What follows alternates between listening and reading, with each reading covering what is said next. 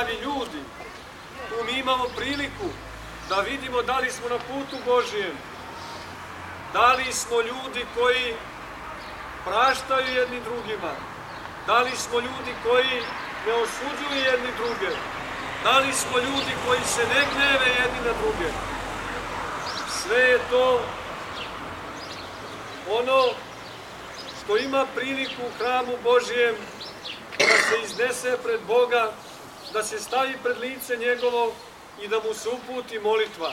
I više od toga, to je mesto gde mi imamo priliku da shvatimo da nismo samo prolazna bića, da je naznačenje čoveka da živi u večnosti, da pobeđuje svakoga svoga neprijatelja, svaku svoju lenjost, svaku nedaću i muku i na kraju da pobedi neprijatelja koji se zove smrt.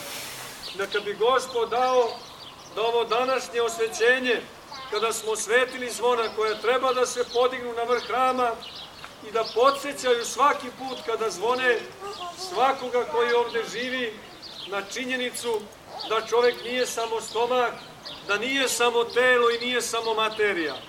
I ne samo to, nego da postoje mnogo važnije stvari od stomaka, od tela, od mesa i krvi.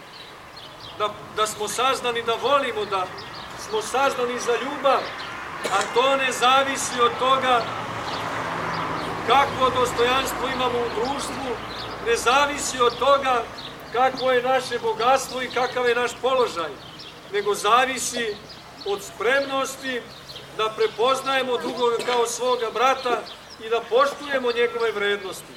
A onda, kada imamo ljubavi, kada smo spremni da volimo drugoga i da budemo voljeni, to je najveće bogatstvo, to je najveća radost.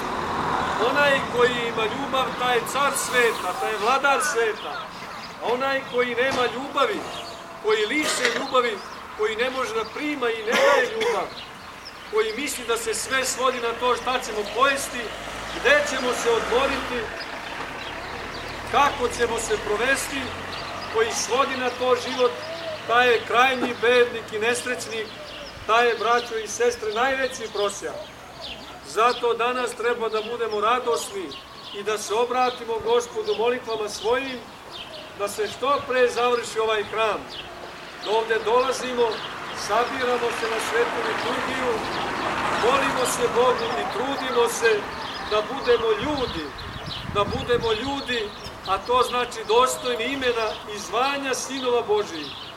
Da prevaziđemo u sebi ono što je nivo običnog, biološkog i, oprostite što ću reći, životinjskog postojanja. Neka Bog da ovaj hram što pre bude završen, ali da još više, kada se završi, bude ukrašen našim molitvama, našim vrlinama, našim podvigom, našom žrtvu za Boga i za bližnje, jer onda je sigurno da će samo tako ovo mesto biti mesto radosti i spasenja i da ćemo i mi, kao ikone Božije i sinovi Božiji, ovde i sada na zemlji svoj život doživljavati kao predukus onih radosti i onih lepota i punoća koje nas čekaju u Carstvu nebeskom. Neka bi Bog dao da završeni hram bude svjedočanstvo, pokazatelj i znak ljubavi prema svojima i tuđima. Kada kažem svojima, svi su naši, a tuđih nema, jer su svi ikone Božije, za sve je Gospod došao. Ja se radujem što sam danas ovde sa vama i prenosim blagoslove i pozdrave njegovog presveštenstva, episkopa Bačkog gospodina Irineja, koji je danas ličnim povodom u Lovćencu, gde takođe ima jedno osvećenje, ko nas pozdravlja, blagosilja i još jedan put blagoslov Gospodnji, neka dođe na sve vas. Živeli na mnogo godina.